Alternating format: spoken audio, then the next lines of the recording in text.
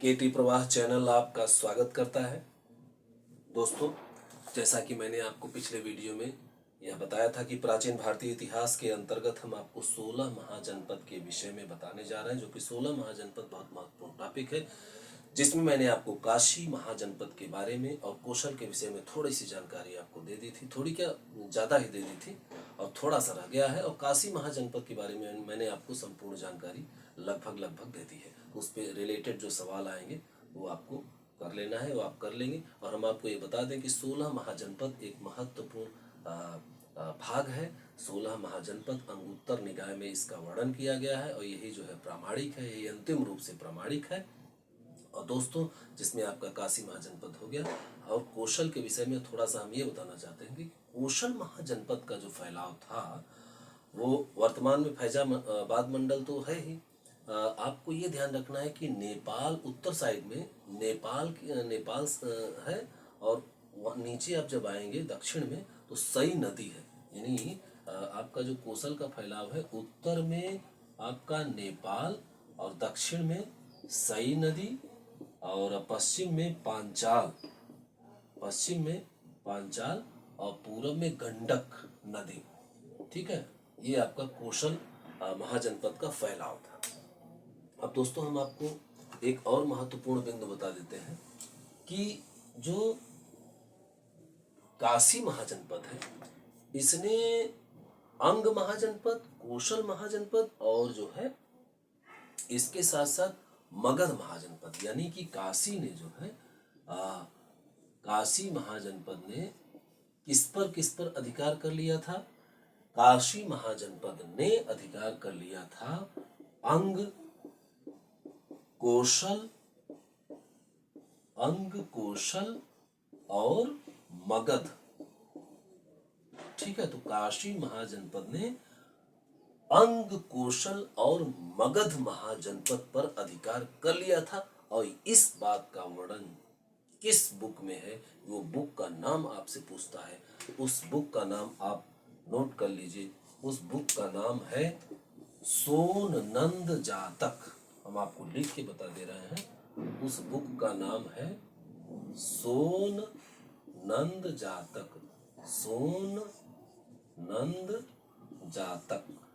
तो हमने आपको ये बताया कि सोन नंद जातक बुक में, यानी किताब में, इस बात का वर्णन है कि काशी महाजनपद ने अंग, मगध और कौशल पर अधिकार कर लिया था। और साथ ही हम आपको ये बता दें कि काशी महाजनपद को कौशल नरेश कंस था, उसने अंतिम रूप से कौशल महाजनपद में शामिल कर लिया था। अब हम आपको अंग महाजनपद के विषय में बताते हैं। तो सबसे पहले आप ये जानिए कि अंग महाजनपद जो वर्तमान स्थिति है वो कहाँ पर है। अंग महाजनपद दोस्तों जो उत्तरी बिहार है, उत्तरी बिहार का जिला है भागलपुर और मुंगेर जिला।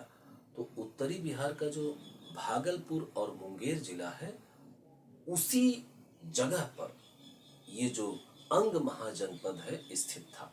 और हम आपको बता दें दोस्तों, अंग महाजनपद की जो राजधानी थी, प्राचीन राजधानी थी, वो थी चंपा। दोस्तों, अंग महाजनपद की जो राजधानी थी, उस राजधानी का नाम आपको याद करना है चंपा।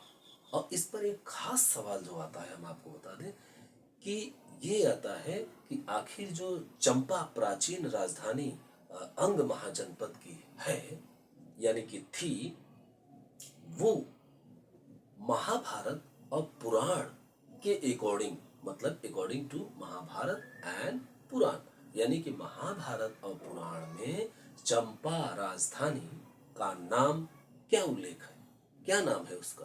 तो आपको याद रखना है कि चंपा को महाभारत और पुराण क्या कहते हैं? मालिनी कहते हैं। मालिनी, यानी चंपा का दूसरा नाम क्या है महाभारत और पुराण के हिसाब से? मालिनी। ठीक, तो ये आपका सवाल तैयार हो गया। और हम आपको बता दें कि हम आपको अंग महाजनपद के विषय में बता रहे हैं। तो अंग महाजनपद के विषय में हम आपको बता रहे हैं और आगे यह आपको बताने जा रहे हैं कि आखिर जो चंपा राजधानी है, ये जो चंपा राजधानी थी इसकी अंग महाजनपद की, आखिर इसके वास्तुकार कौन थे, यानी इसके निर्माण की जो प्लानिंग थी, इसकी जो योजना थी, वो किसने बनाई थी, उस पर भी सवाल आता है। तो उस वास्तुकार का नाम आपको याद कर लेना है। उस वास्तुकार का नाम था दोस्तों महागोविंद। तो महागोविंद कौन थे? महागोविंद वास्तुकार थे। कौन थे ये? वास्तुकार थे। तो महागोविंद जो वास्तुकार थे, इन्होंने ही चंपा जो की राजधानी थी, किसकी? अंग महाजनपद की, उसी की इन्होंने प्लानिंग की थी, निर्माण की थी। वास्तुकार थे, उसकी निर्माण करने की योजना करने वाले महागोविंद थे। तो दोस्तों अब हम आपको आगे बताने जा रहे हैं कि बुद्ध के समय में 6 महानगरों का वर्णन किया गया है। ठीक है, 6 प्रमुख नगरों का वर्णन किया गया है। सॉरी, तो 6 प्रमुख नगरों का वर्णन किया गया है। उसमें एक महत्वपूर्ण नगर, वो अभी मैंने आपको बता दिया, चंपा। चंपा एक महत्वपूर्ण नगर है दोस्तों। तो आपको याद रखना है चंपा, और याद रखना है ये कौशाम्बी। ठीक है, और आपको याद रखना है साकेत। ठीक, हम आपको बता रहे हैं कि चंपा, कौशाम्बी, साकेत, और आपकी जो श्रावस्ती है, श्रावस्ती के साथ साथ जैसा कि मैंने आपको बताया, साकेत जो है वो उत्तरी कौशल की राजधानी थी, तो श्रावस्ती दक्षिणी कौशल की राजधानी थी। वो साकेत को हमने एक बार लिख दिया है, इसलिए इसको हटा देते हैं और बता देते हैं आपको। तो चंपा, कौशाम्बी, श्रावस्ती, साकेत 4 हो गए, और 2 आपका रह गया है। वो दोनों भी हम अभी तुरंत आपको बता दे रहे हैं। तो वो दोनों है आपके, एक तो हो गया बनारस। ठीक है, एक बनारस हो गया, और एक आपका हो गया राजगृह।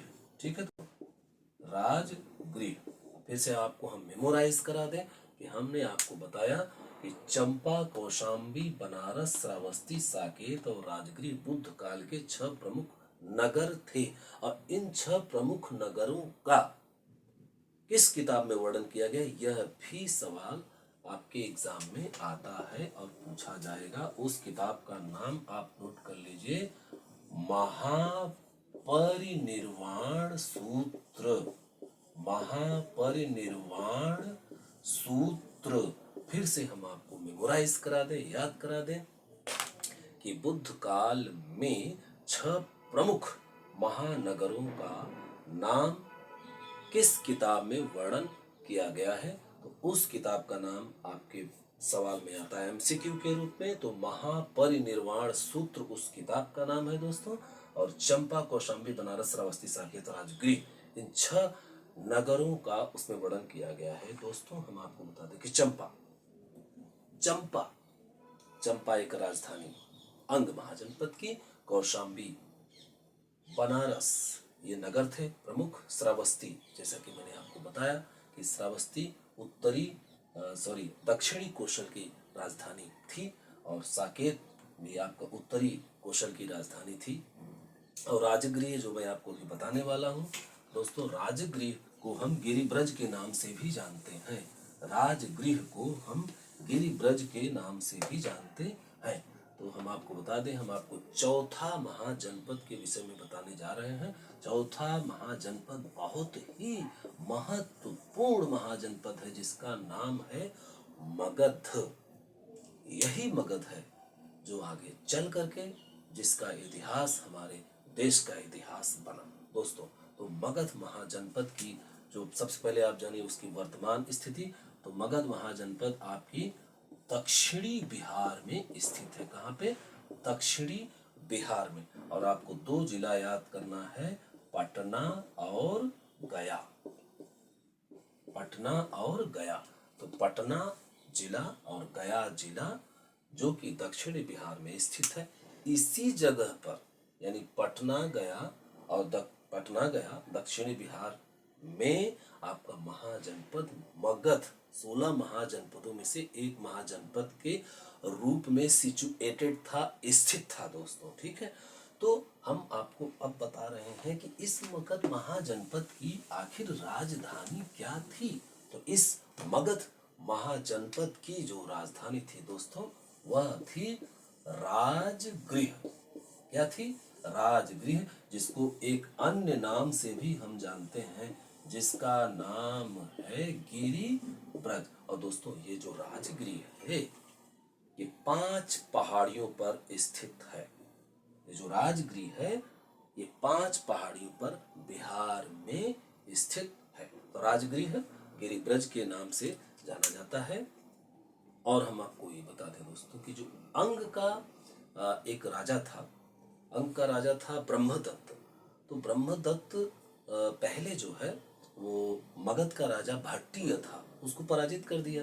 पर बाद में भट्टी ने अंग महा जनपद में से कुछ भाग जो है वो पा लिया था। और हम आपको ये बताए हैं कि मगध महाजनपद अंतिम रूप से जो है वो सफल हो गया था। लेकिन अभी आपको हम जो है आगे के जो महाजनपद हैं, शेष महाजनपद हैं, उनके विषय में हम आपको अगले वीडियो में बताएंगे। और चैनल आपने सब्सक्राइब न कर लिया हो तो कर लीजिए, बेल आइकन दबा दीजिए ताकि आपको हमारा नोटिफिकेशन मिल जाए। और आपको हम जो और महाजनपदों के विषय में और इतिहास के विषय में और सब्जेक्ट के विषय में जो बताएंगे, ताकि वो हमसे आप जो भी हमारे पास है विद्या, उस विद्या से आप लाभान्वित हों। और हमारी अपेक्षा है, पूरी कोशिश है कि आपको बेहतर से बेहतर तरीके से बताएं और बेहतर से बेहतर तरीके से आपको वीडियो के जरिए हम आपको संपूर्ण देने का प्रयास करेंगे। बहुत बहुत धन्यवाद।